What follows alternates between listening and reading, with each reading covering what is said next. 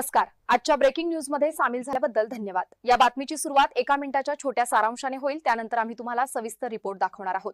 तंत्रज्ञान क्षेत्रातील जागतिक प्रतिभेच्या शर्यतीने एक नाट्यमय वळण घेतले आहे. चीनने नुकताच आपला नवा के व्हिसा सादर केला आहे, जो 1 ऑक्टोबर 2025 पासून सुरू होणार आहे. अमेरिकेच्या प्रतिबंधात्मक H1B कार्यक्रमासाठी हे थेट आव्हान मानले जात आहे. अमेरिकेने नुकतेच नवीन H1B व्हिसासाठी मोठे $1 लाख शुल्क जाहीर केले आहे.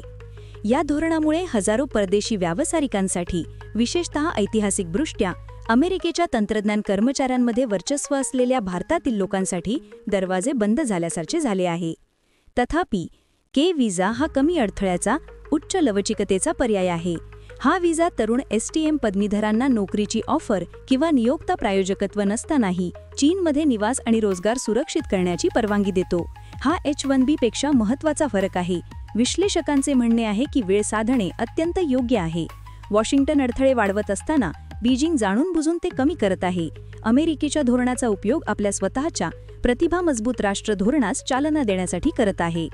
या विकासामुळे हजारो उच्च कुशल व्यावसायिकांना त्यांचे भविष्य सिलिकॉन व्हॅलीत आहे की शांघाईत याचा पुनर्विचार करण्यास भाग पाडले आहे. आता आपण पाहिलं 1 मिनिटाचं संक्षिप्त सारांश. सविस्तर माहितीकरिता हा रिपोर्ट पुढे पाहत रहा. अमेरिकेच्या H1B व्हिसा शुल्कात झालेली वाढ आणि चीनने 1 ऑक्टोबर 2025 रोजी के व्हिसा लॉन्च करण्याची घोषणा कुशल श्रमिकांच्या आंतरराष्ट्रीय हालचालीतील एक निर्णायक क्षण आहे.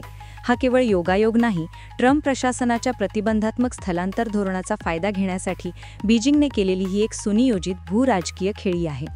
अमेरिकेचा H1B व्हिसा दीर्घकाळापासून कुशल परदेशी कामगारांसाठी, विशेषतः भारतातील लोकांसाठी सुवर्ण मानक राहिला आहे.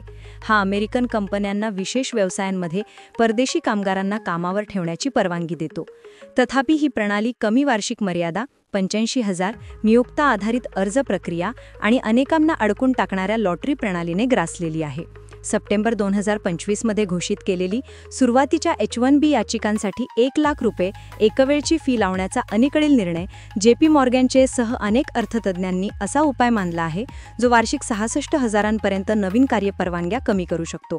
यामागचा उद्देश अमेरिकन कामगारांचे संरक्षण करणे आहे, पण अमेरिकन टेक्नॉलॉजी उद्योगाने स्वतःचे नुकसान केल्यासारखे आहे, असे अनेकांचे मत आहे. चीनचा के व्हिसा, जो प्रथम जुलै 2025 मध्ये घोषित करण्यात आला होता, तो एक थेट लवचिक उत्तर आहे. तो स्टेम क्षेत्रातील तरुण परदेशी प्रतिभेला लक्ष्य करतो.